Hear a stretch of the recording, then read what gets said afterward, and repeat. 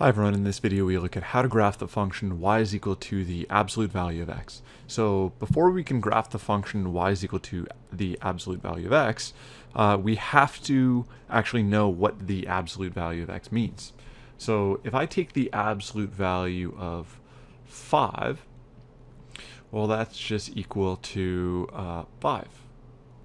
If I take the absolute value of -2, well, that's equal to +2.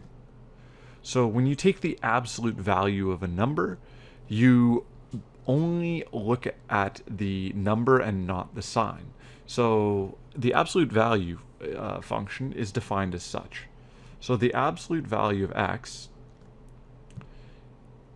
is equal to, it can be defined as let me write that out a little bit larger. It can be defined as x if x is greater than 0, and it's negative x if x is less than 0. Let's say it's x if x is greater than or equal to 0. So, well, let's see what happens when if we actually plug in values into this. If x is like 6, then x is greater than or equal to 0. So the absolute value of 6 would just be 6. It would just be x. If I took the absolute value of -8, well, here we've got the condition that x is below 0. So the absolute value of -8 would be equal to minus 8, which is just +8.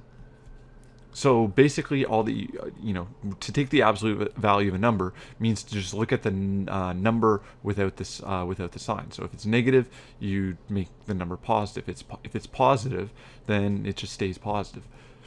So let's look at how we can graph y is equal to the absolute value of x using a table of values, now that we kind of understand what this function does.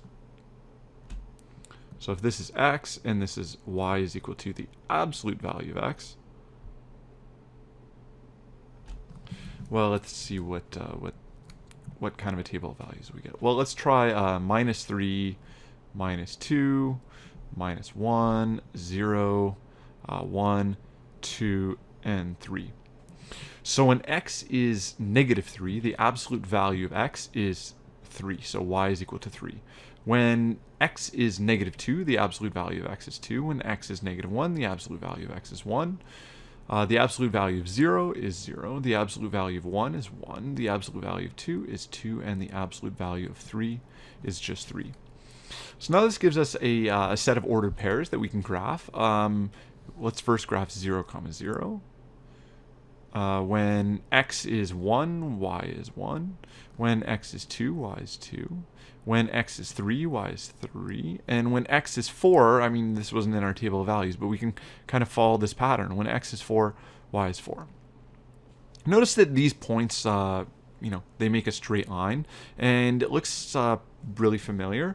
This is just the graph of y is equal to x. So when x is greater than or equal to 0, we just have the graph of y is equal to x.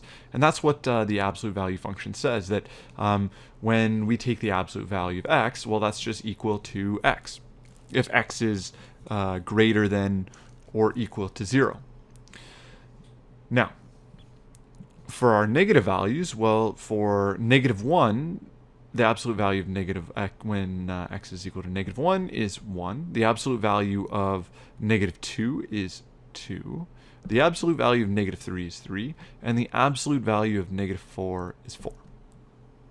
So you can kind of see that this makes a straight line as well.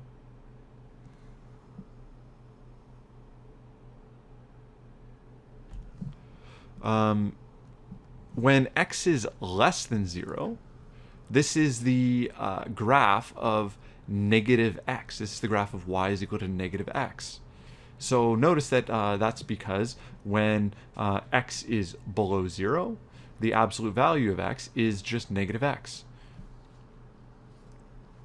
So this is the graph of y is equal to the absolute value of x.